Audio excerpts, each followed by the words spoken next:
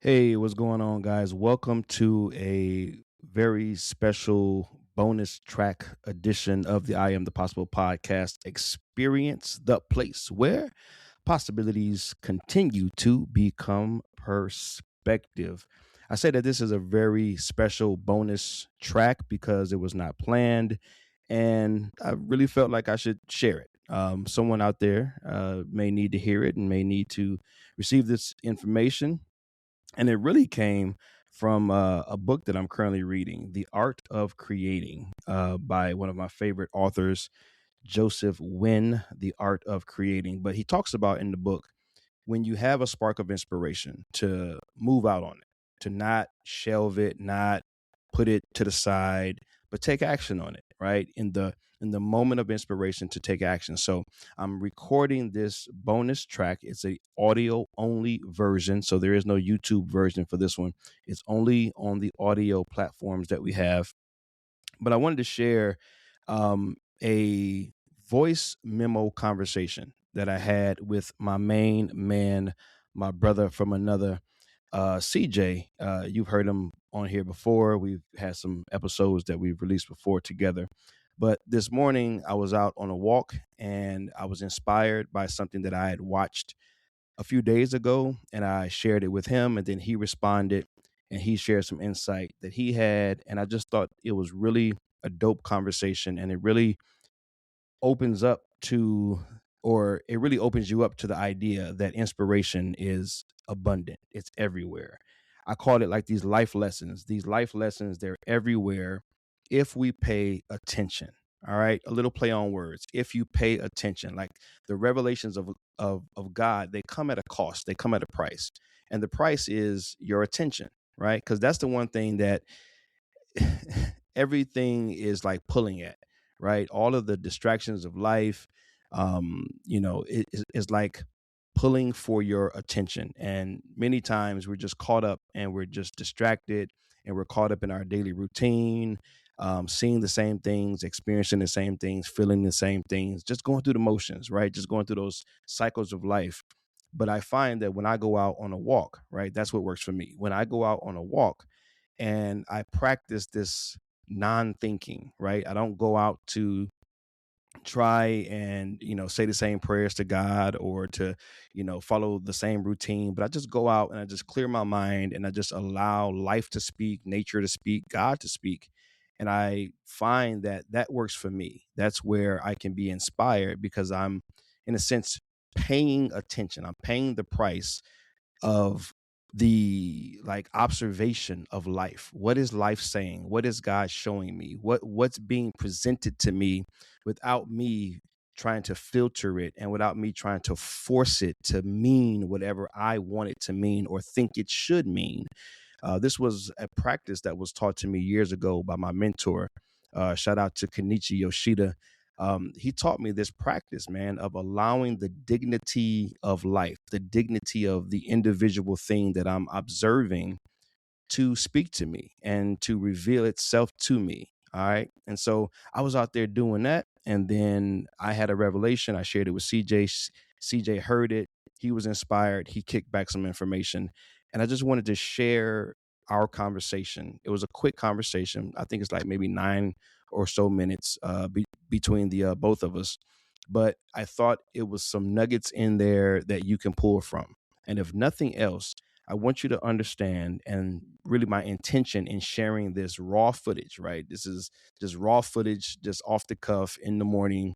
Us two brothers just sharing insight that we had from real life experiences. My intention in this is to, number one, show you that inspiration is in abundance. It's everywhere. Okay. There is no shortage of a inspiring idea. And those ideas can be leveraged to change your life, because it will change your perceptions, your perspectives on life. And those are the two things that really, really, really influence and impact how we go about life. And so wanted to definitely, have that intention. And then the other intention is to inspire the up and coming whatever, right? Maybe you're someone who wants to start a podcast. Maybe you're someone who wants to start a business, start a ministry, start this, start that. and you're like, yo, I don't have this, I don't have that. Well, listen, all CJ and I had this morning was a voice memo. We just spoke into the what's it called on your phone, the text message app, right? We just text message, but we did the voice version, and we just sent each other a voice message, and then we took that voice message and we converted it to a voice memo, right? That's a native app in your iPhone, and then we converted that and put that into a file in the podcasting software that I utilize to create this platform. Okay. And shout out to Riverside, by the way. That's a Riverside FM. That's what I utilize. So I kicked it to Riverside, and now I'm about to share what we talked about this morning. So, do you have what you need? Yes. You have an idea, you have inspiration, you have a desire to do it. The technology is available. Whoever you are, whatever you're into doing, whatever you desire to do, whatever you desire to launch out on, I promise you the technology is available and it's not very expensive. So let's stop waiting, procrastinating, hesitating, and anything else that's stopping you from moving forward. It is available. It is available. All right. So wanted to also just be an encouragement and a inspiration to any up and coming anything. All right. Start with what you have. Get it out there. Launch. Take the first step. Push the first domino down. Let the domino effect take effect in your life. All right. Just get going. That will build momentum. All right. Motion creates motion. Just do the first thing and let life and let God lead you the rest of the way. All right. That's enough. Let me go ahead and kick it to this very special bonus track episode. Just lean into what I share with CJ, what CJ shares with me, and then we're going to leave it at that. All right.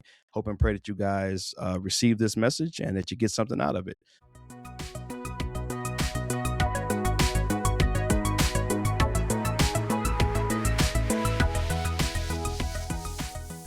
Hey, bro. Good morning.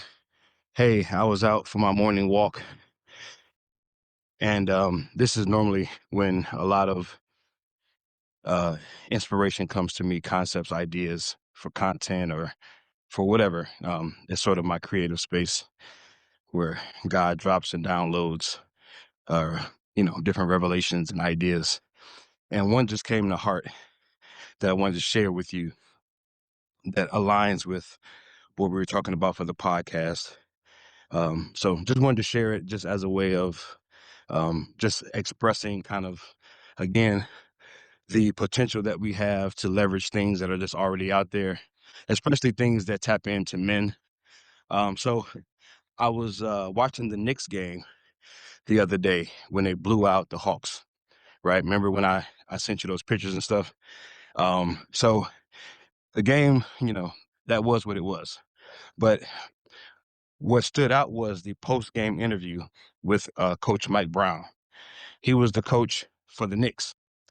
And if you recall, the Knicks lost games, I think it was 3 and 4.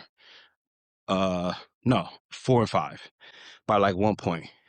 But when they were interviewing Mike Brown said something very interesting. He said, and I'm just paraphrasing, he said, basically the Hawks made us go in our bag.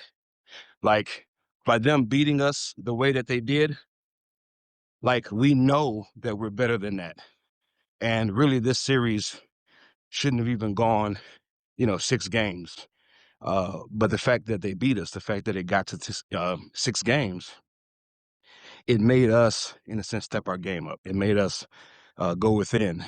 And so that was the result, right? That crazy, crazy blowout, lockdown defense last 2 games, and they win the series. My point is, from that interview, that statement, basically, in essence, he was basically saying, because the Hawks did what they did, it forced us to tap into the potential that we already had. And I was thinking to myself, like, wow, sometimes we have challenges in life and we choose to get upset about them. Like, I just recently had a challenge on my job, and my default perspective was, this dude is off the hook. He's getting on my nerves. This is crazy. Blah, blah, blah, blah, blah. But when I looked at it a little further, once I calmed down, I was like, okay, how is this working for me and not against me? So as it relates to Mike Brown's comments, I was like, yo, that's interesting. Sometimes in life when we have these challenges, our first our first thought is this is coming against me, defeating me, challenging me, upsetting me. But really, if it wasn't for the challenge, right? If it wasn't for the Hawks being that antagonist, right? If they weren't talking trash and strutting their stuff and, beating New York and pretty much embarrassing them, because we all know that the Hawks are not on New York's level. Had they not done that, the Knicks never would have tapped into the level of defense and level of intensity that they were already capable of. That's the key. They were already capable. They were already capable of playing at that level, lockdown defense, intensity, take it to the rim, right? They even changed up how Cat was being played, right? He became that point forward. That was already there, available, possible, but they weren't playing like it because of whatever reasons. Maybe they were taking the Hawks too easy, whatever it was, but they weren't tapping into their highest potential.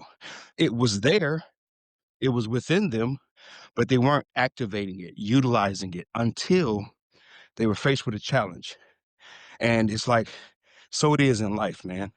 We can use our challenges to look at them as a way to activate the highest potential within us that not only gives us a growth mindset, but it allows us to see a level of ourselves that we otherwise would have never seen had we not given the challenge this kind of perspective. Because when you say, oh, this is coming to upset me, this is here just to, complicate things, then your mind goes down that rabbit hole. And there is no growth, there is no development. You don't get to see the next level of potential. So I just thought that that was super interesting.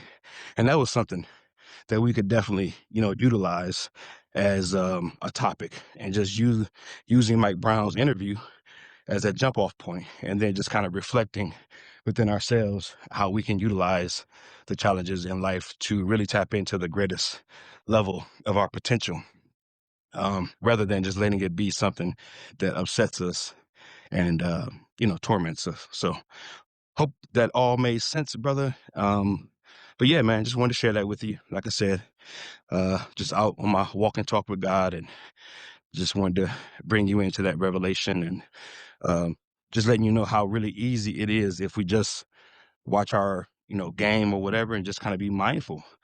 What can I pick up? What can I see? What can I observe that can be utilized for a topic that would be relevant and hit home for brothers? All right. That's it, man. Love you, praying for you, believe in you, and hope and pray you have an amazing Sunday, my brother. Morning, morning, morning. Appreciate that. That was awesome. It's kind of funny because this morning I woke up and I was doing a Bible plan, and then I started to think about the games yesterday, and thinking about the podcast and stuff like that. It's funny because it's kind of similar to what you were saying yesterday's game. So Embiid, he's had a difficult time with injuries and stuff like that when it comes to the playoffs. And, he was 0-3, game sevens. And, like I said, he's always hurt. It's just unfortunate because he's when he's healthy, he's one of the best. Like even when the Olympics, he was one of the ones that helped save, Team USA, that helped them win. And, when he's on it, he's the best. He's one of the best top, and he was MVP once, so for a whole season. So, but with the injuries and stuff like that, and then them facing the Celtics, I think they've beaten the Sixers every time they played the playoffs since damn near 79, I think. I think it was, or 82, when Dr. J was playing, bruh. Like the Sixers haven't beaten the Celtics in the series since then. So that's a minute ago, over a decade. So for MB to like come back from the surgery, 3 weeks from the surgery and come back and, you know, play so hard and for this game 7, and they were saying that he was thinking about retiring, his default, he's pretty much ready to give up because of all the injuries. He's injury prone, he's working so hard to like get back and get in shape and play the game, and then all these people, the news media is over here saying all these things about him, like he can't be healthy. He's, sitting out on games on purpose. He's load managing games and stuff like that. But really, it's not his fault, and when things come about, our lives and stuff like that, a lot of times it's not our fault. It just comes our way. And our default is to get mad or give up, not want to deal with it and stuff like that. Just similar to what you were saying, and it forces you to get in your bag. It forces you to step it up. And he could have gave up. He couldn't have not played this whole series. He just had surgery, and yet still he was like, you know what? I'm going to play. I'm going to kill. And he killed. He was the best player yesterday in Game 7, and even Jaylen Brown, like Jaylen Brown on the Celtics, he was like he was getting all the calls. He was flopping. Nah, he was playing ball. People, he was still hating on him. Somebody was still hating on him, and they still won. So yeah, brother, appreciate the message. Um, and I think it's 2 Game 7s today, so I'll be I'll be on the lookout for that, watching that, and see if we can get some tidbits, some little some little secrets, so that we can add to this podcast. All right, brother. Hope you have a good Sunday too. Love you, man.